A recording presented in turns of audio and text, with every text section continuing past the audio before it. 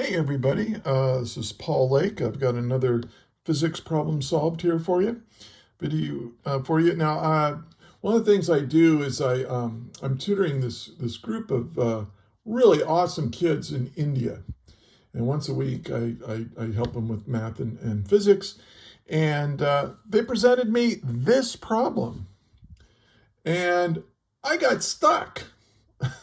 So I told him I'd get back to him later, and I did, and it's really kind of a fun little problem. So I thought I'd share it with all of you. So here was the problem they sent me. It says determine the equivalent resistance of the three resistors shown below between points A and B. So we have a 3 ohm resistor, a 3 ohm resistor, and a 3 ohm resistor, and we got these wires. It's kind of a strangely wired up system. And so what we want to find is what is the equivalent resistance of this. So this is what's given. All right. Now, what I would do if I were you is pause the video right now and try to solve it yourself, or pause it as we go along. Once, if you get unstuck, try and do it yourself. That's the best way to learn, but and then you can kind of come back to it. Now, some of the things you need to know to solve this problem, well, you need to understand, or you need to be able to determine if resistors are in series, or it should be or series or parallel. Okay, so think about that. If you don't know how resistors, how to tell them apart from series and parallel, go look it up. And then also how to calculate resistance for resistors in series or parallel. So we might review some of this stuff, but you need to know how to do these things in order to solve this problem. All right, so let's get to it. This is what's given, and we are trying to find. And I'll just put R EQ. Sometimes R equivalent, sometimes it's called R sub T for the total resistance of the circuit. Whatever you want to use, it's all fine. So let's solve it. Okay, now let's talk about how to determine if resistors are in series or in parallel. So if I have two resistors in series,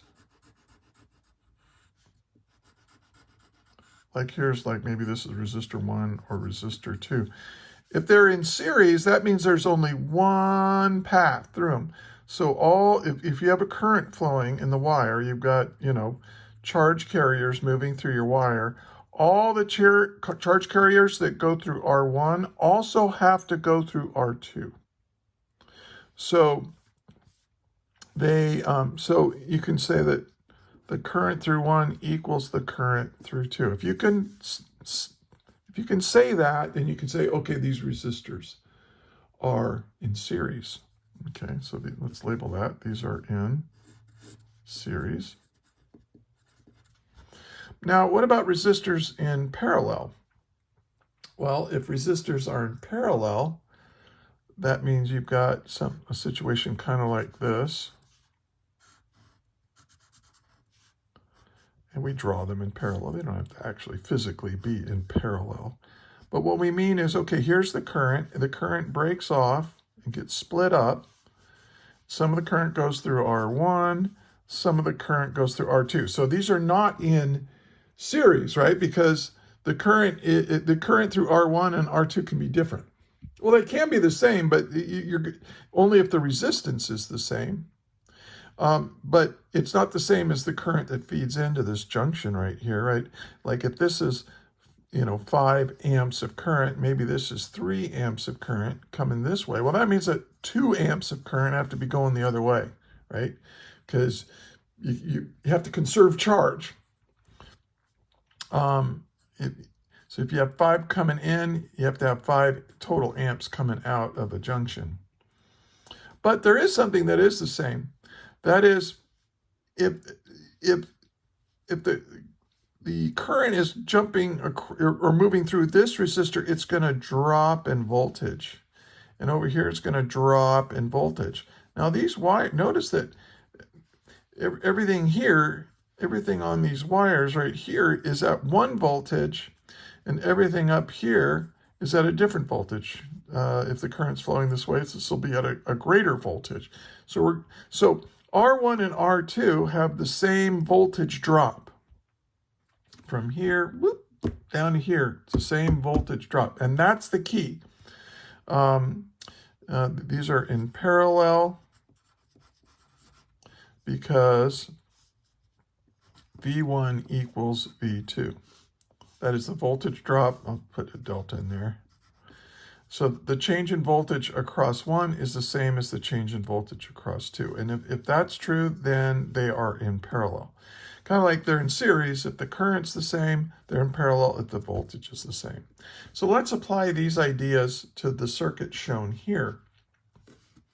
Now, I think if you look at this drawing, you can say, like, is this, I mean, it kind of looks like these are in series, right? Because you got a straight line shot like that, but they're not in series because the current flowing through here, or the current through here, well, some of the current's going to go this way, some of the currents that, you know,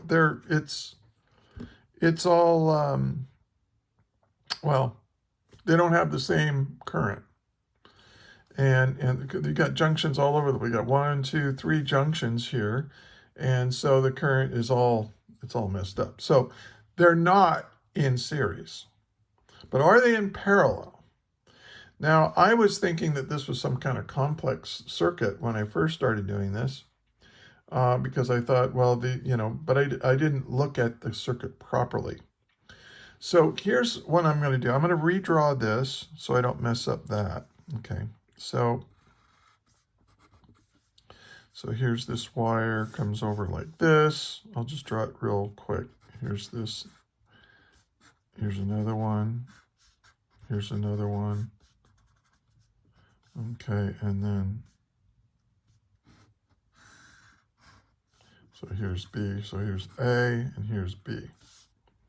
And this is 3 ohms, 3 ohms, 3 ohms. All right, now, one of the things that I like to do when I look at a circuit that's all spaghetti like this, if I want to know if they're in parallel or not, is that all these wires right in here, this is all at the same voltage. And why? Because there's no resistance in here to drop the voltage. And there's no circuit elements that's going to change the voltage. We're assuming here that we've got wires that essentially have zero resistance to them. That's kind of a simplifying assumption that we're making. So everything up here is at a certain voltage. And I'm going to color these wires in red. So everything here is at the same voltage. Okay. Now let's take a look at B. Now the current goes through these resistors, and so you have a drop in voltage. So B is going to be at a different voltage, and I'm going to make that voltage blue. So everything along here is at the same voltage. Okay, you see that? It's all blue. Now let's take a look at at what's going on with each resistor. I'm going from the red voltage to the blue voltage. I'm going from the red voltage to the blue voltage. I'm going from the red voltage to the blue voltage for all 3 resistors. All 3 resistors have the same voltage drop. They're in parallel. It sure doesn't look like they're in parallel, does it? I mean, in most of your textbooks, when you see resistors in parallel, 3 resistors in parallel, they would look something like this. And it's really easy to tell that they're in parallel, right? Because they're physically in parallel, the way I've drawn it. But also, it's really easy to see that this is all at 1 voltage and this is all at a different voltage. So they all have the same voltage drop, so they're in parallel. Here, they've wired this in such a way that it kind of disguises the fact that they're in parallel. Well, let's figure out what the equivalent resistance is. The equivalent resistance, now sometimes you'll see it like this: 1 over the equivalent resistance for resistors in parallel is equal to 1 over R1 plus 1 over R2 plus 1 over R3 plus dot, dot, dot, plus 1 over however many resistors you have in parallel. You'll see it written like this. Here we have 3 of them, and they're all the same, so that'll make things easy. I don't like to write it like this because quite often students will do this and they'll say, oh, that's my answer. But it's not. It's the reciprocal of your answer. It's 1 over the equivalent resistance. I want the equivalent resistance. So what I'm going to do is this. I'm going to say the equivalent resistance equals 1 over R1 plus 1 over R2 plus 1 over R3. And if there are more than 3, you just keep adding them like that. Okay? And so we can now do this. This is 1 over 3 ohms plus 1 over 3 ohms plus 1 over 3 ohms. And so this is the equivalent resistance of this. Oh, 1/3 plus 1/3 plus 1/3 that's 1 over 3, 3 over 3 ohms, like that. Reciprocate and multiply. The 3 cancels the 3, and you just get 1 ohm. So these 3 resistors in parallel have an equivalent, the equivalent resistance of this circuit is 1 ohm. Kind of a clever problem, I think.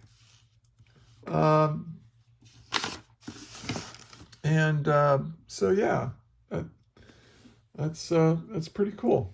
So hey, if you like this, give it a thumbs up and subscribe to my channel. Look in the show notes or the video notes, and you'll find a way of getting in touch with me if you're interested in using my services as a physics tutor. And also there's a link to a Google Doc where I list some of the problems that I've solved like this. So if you need to see more examples of physics problems solved, my YouTube channel is there for you. Nothing fancy, just working physics problems. So hope this helps. And thank you for listening, and may the net force be with you always.